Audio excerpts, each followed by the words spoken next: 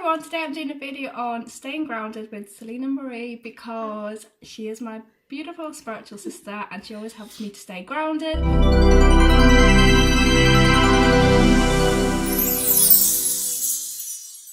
And obviously we're doing Self-Love Timber. Selina's been doing Self-Love Timber and supporting me and done videos on it, and we've done one together just before this one, so go and check that one out. That's all self-love practices, so do go and check out that video. I'll link Selina's details down below. But today I wanted to talk to you about staying grounded, and Selina's the best person to have in the video for this video because, as I say, you always make me stay grounded and zen, and just everybody needs a Selina in their lives.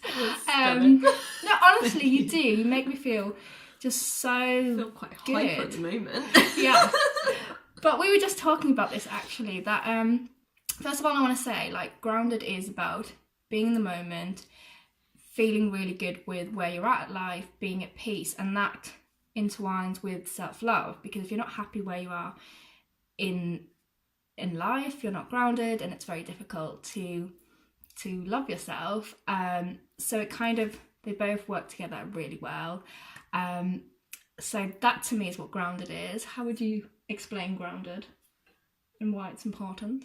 Being aware, being patient, just remembering that even if something happens, just kind of seeing it with awareness and understanding that, it's meant to happen. And it's letting life flow. Yeah, exactly. Instead of trying to be in control Everything of happens life for a reason. It always meant to happen, even if it might seem bad in some sense to you at that point. It's a blessing always. Later on, you'll look back and you'll be like, okay, thank God this happened, even though at the time it felt like crap.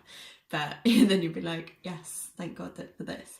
But yeah, staying grounded, I think, is all about, as you say, it's all about love. It's all about staying present, and it's all about thinking, okay, is this gonna affect me tomorrow, or is this gonna affect me next week, or whenever? Yeah, you're so good at that, at not being involved in dramas and letting things go and not overthinking things, and I feel like you just have that natural ability to do that, and that's something I had to really work on and kind of hone down to be grounded, because I was a total overthinker. And last week I found yours and I said something just randomly, you were like, you worry too much. And I was just I kind of went home and got in the car and kind of laughed about it, because I was just damn, it was something that I just so didn't need to worry about. And I covered this in my anxiety video, that I don't think worrying about something is a bad thing, because it shows you care, but it's recognizing when you don't need to worry and laugh about it, because if you don't, that's when it turns into anxiety. And you're so good with that, and just moving on, going to the next thing, being in the moment and thinking, well, that's gone, what's happened is gone. And I think that's the thing, it's what has happened in the past is gone. You can't feel it, you can't touch it, it's gone. I feel like I'm quite good at letting go and just going grounding I think is an acceptance of letting go, surrendering, being in the moment, and also being non-distracted. Yes. So we were saying about we quite often don't get grounded because of social media. We check emails and Instagram and Facebook, and we then can't be grounded, and it's addictive. People get paid good money to make apps really, really addictive. Yeah. And social media depression is a real thing, where people are getting so depressed because they can't just focus on one thing. They're always checking things and spending all their life online, and we spoke about this. I hadn't actually heard about it until you mentioned it though, but it's so true, and it makes perfect sense, because we are like you said, when we were talking about it, she was saying how we do always we're constantly on our phones, we're constantly on our computers, and just scrolling through, comparing ourselves with people, just not being in the moment, not being present. And I can totally see why that there is social media depression. I love social media. It's what we both do. We're both bloggers, so I absolutely love it, and I think it can be a tool great things used correctly. Like, it can connect you can watch and stuff, but like actually, Chris, your partner, shared something today that really made me laugh about like you know, I'm not gonna like copy and paste stuff to, you know, like prove that I'm listening. And I feel like, you know, it's one of those things. Yeah, he basically shared a post about saying, you know, like and I've seen this go around before about, you know, how we have to copy and paste things now to show somebody cares. And you know, it's not about, you know, if you've posted something like that, it's not a judgment or anything, because that is obviously the world we live in now. But it's kind of realising that if you need somebody to copy and paste a Facebook status to validate you, then that's not a very self-loving or grounded place to be. I never do that. No. And it might seem... I will never copy and paste, and it's not because I don't care. Yeah. It's just, I know that's not good for that person, because that's like them saying, I need validation from an outside source. Good for me when I think about doing it. You feel like you're doing it out no. of guilt, like trying to prove something, and it's not a self-loving place for either party. And, you know, we get addicted to how many likes we get on a post or something, and, you know, we get rewarded for like being multitaskers. And actually, I think we should try out people who can just focus on one task at a time. You know, in a world where, you know, we're all kind of like doing a million things and go and nobody's grounded, I think we should reward people who can stay focused. Definitely. Do one thing at a time. Like, if you're replying to emails, just be replying to emails. Don't stop and check Twitter or check Facebook. And like, I'm no expert at this, but it's something that I'm really trying to work on and stay grounded. Like, just stay on task, stay what you're doing, stay in the moment, be fully engaged. And you can practice this anytime. Like, you know, if you're playing with your kids or something, like, really be with them and not thinking about your phone. It doesn't even have to be a long period of time, even if it's just like 5 minutes and stuff. But that is your life, that if you're not in that moment, like, it's passing you by. Like, living a really fulfilled life, you have to actually be there. Definitely. You have to be you have to be in it. And I watched a video about like them saying so many people are giving away their power to their phone and not being grounded. We were talking about this, weren't we? I think we watched the same video. Yeah. Without realising. Was it Dan DePani? Yeah. Dan DePani? I think I'm saying his name right. I'm sorry if I'm not. But we might be saying wrong, but we'll link it below. He's amazing, and he's a monk, and he's just got amazing videos about stuff like that. But there was one in particular where he was saying, if you're struggling to actually be present and aware and focusing on one thing, you have to kind of imagine like a light on whatever it is you're trying to focus on, and only focus on that. Like, I think an example that he made in his video was it was, imagine if you're on a date with your husband or your wife, or whoever, and you're on a date, you're having dinner, you're connecting with them for 2 hours. And he said, what an amazing time to actually practice your focus and your awareness and being present in the moment, because all you have to do is just imagine a light on that person and then you focus on that. I love that. It's a really good way to actually remind yourself to stay focused on what's going on right now. Because I've been so guilty of like having conversations with people, and then in the back of my mind thinking, I need to reply to this email, I need to do that, and I'm doing a to-do list in my head.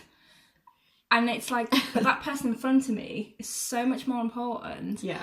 And that, you know, like being there, that's like my ultimate priority. And like sometimes I forget this, and this is where you have to get like grounded, because that is like where the fulfilling life is, by being in that moment, being there, like not overthinking things, like being right there. Yeah. And I feel like now this needs to be talked about more than ever, because like I think we've got an epidemic of people who are not grounded because of their phones. Oh gosh. And we all do it though, because like this is no judgment, because like technology is a beautiful thing. It is. I love it. It's connected us like to people all around the world. I wouldn't be able to do self-love. You wouldn't be able to do YouTube right now. I wouldn't be doing this video. And actually sometimes YouTube has been the thing that's like changed, like something's clicked for me. It's something somebody said on a video is like clicked, and I've been like, aha. And that's when it's healthy. It's so good for us when we do it purposefully, when we kind of go like, I really want to watch that video, like that makes me feel good.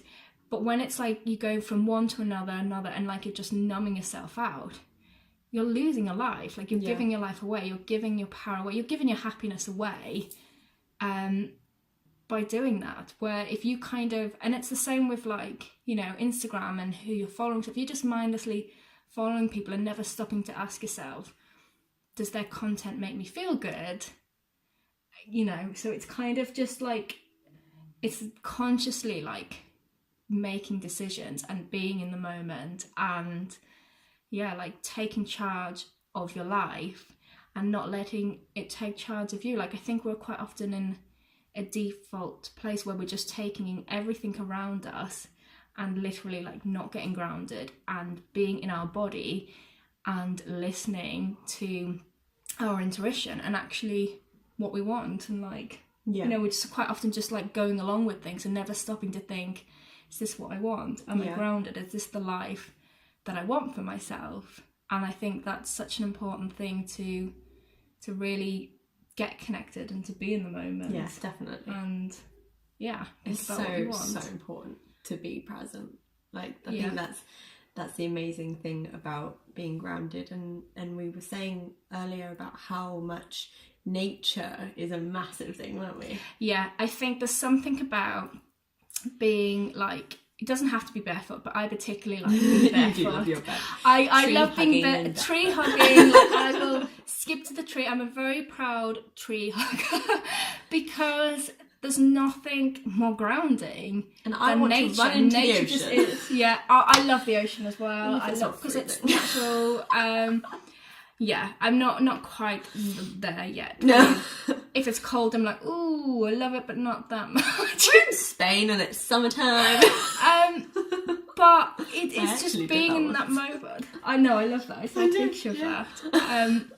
But you know, I love the thing. Have you heard? I can't remember. I might like butcher. I can't remember exactly how it goes. But have you heard the poem about like the flower and you know how it wilts, it like falls and then it replanted and then it blossoms. It's so natural. It's letting everything flow. Recently, like a few days ago, I hadn't seen it before. It's like one of my favourite things, and like I said, I can't remember exactly how it goes, but it's just flowing with life. It's literally grounded. Like it's, to me, grounded is completely trusting in yourself and trusting in life, that everything is working out for you and you attract what you believe. So if you stay grounded and you believe things are going to work out for you, they absolutely will. And nature is just a loving example of that. Like, you know, I think it was Emma actually said this, that I think it was from Rebecca Campbell's work. I'm going to have to look into her work because everyone keeps telling me that she was saying about like cycles and obviously how like autumn and, you know, then you get winter and the trees go bare and then it comes back in spring. Like it's just, again, that example of like everything flows if you let it. But when we're not grounded, we're trying to control things and say, this is how it should be. And actually, if you let it go, like, the best things happen. No, you carry on, lovely. No, you just reminded me, and it's so funny because I only did this last night because I was doing my NLP course, and there's this bit that they covered, and it's, someone, I can't remember who, but someone came up with an example of basically a lobster, and when like a lobster goes through its life, like, because what they do is they lose their shell, don't they? Yeah. And in that, I suppose, period of time where the shell is regrowing, they are so patient and still and accepting of the moment. And when you compare that to how we are in our crisis experience period, we all get stressed, we panic, we do all this stuff, we get fearful, we judge, like there's just a whole whirlwind of things that we do that doesn't ground us and doesn't serve us. And it literally just popped into my head when you're talking about the flower and stuff, because that's all what we experience in life. It's like stages of life for the flower, and we experience the same thing just like the lobster experiences it. But I think the most important thing is the flower and the lobster, like the nature, they are so grounded and just present in the moment. They don't stress, they don't panic, and I think we can learn a lot from that kind of thing. Yeah, you reminded me something of Wayne Dyer says. Minding all over. Yeah, we keep remind each other of stuff. That's good, isn't it? But Wayne Dyer is one of my favourite teachers. I highly recommend watching him. But he says, like, you know, when you're in the womb, you don't kind of like worry about like, I love is this. everything. Have you heard this? Yes, Everything's I going love to develop. this. I listened to it a few weeks ago. He was like, you just know it's going to happen. You don't kind of worry about like if your nose is going to show up. Like your nose just shows up. He's like, you're not there. Like, oh, am I going to have a neck? I need this. Like it just shows up. Like if you get into a state of trust, he says, but then what happens as we grow up? We're like, right, I'll take over here. I know better. And actually, we don't. If we get grounded, like the inspiration comes, the idea comes, the creativity flows. Like we get fulfilled, we get joy, we get happiness because it's already there. But when you get grounded, you stop to notice it. Absolutely. Because when you're not grounded, you're overthinking everything, and you're in the future, and you're in the what Gabrielle Bernstein says of the when I have this, you know, when I have the money, when I have the status, and that. But nothing from the outside world will give you lasting fulfillment. Like I love like, you know, lots of like material things, but I'm also not attached to it because I know I know the stuff that makes me feel really good is from within, and actually you can enjoy all those things. I certainly do. Oh yeah, but that's not going to make you feel good. Yeah, you have got Actually, sweet. I don't want one. Do you want a sweet? I won't because I'll be chewing and you'll just hear me going. I'm vegetarian, so I can't have any. But yeah, it's like the little things in life. There's nothing wrong with that, but fulfillment and happiness is an inside job, and you've got to be grounded for that.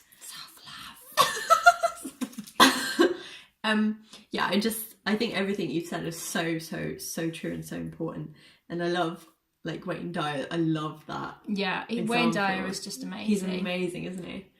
And yeah, sorry, please. No, that's fine. For me, I think that's just pretty much it. Like I just wanted to say, like if you really want to be happy and love yourself, really work on getting grounded, being in the moment, and you practice it. Meditation things really help. But the best practice is actually just practicing being in the moment. Whoever you're talking to, whatever you're doing, be fully there. Really like focus. Even if you just, you know, set yourself a challenge of like 5 minutes of really like giving them your undivided attention. Like that's how you be grounded. You know, if you go for a walk in nature barefoot, like really notice everything. Notice the grass, notice how it feels on your feet. Like really be fully there. Like, you know, if you want to like live your bestest life, you have to show up and you have to be there and you have to be in the now, because your life is happening now. And as Eckhart Tolle says, like there's only ever the now. Like the past is gone, you can't feel it, you can't touch it. The future, you can't feel it, you can't touch it. When you get in the future, you're in the now.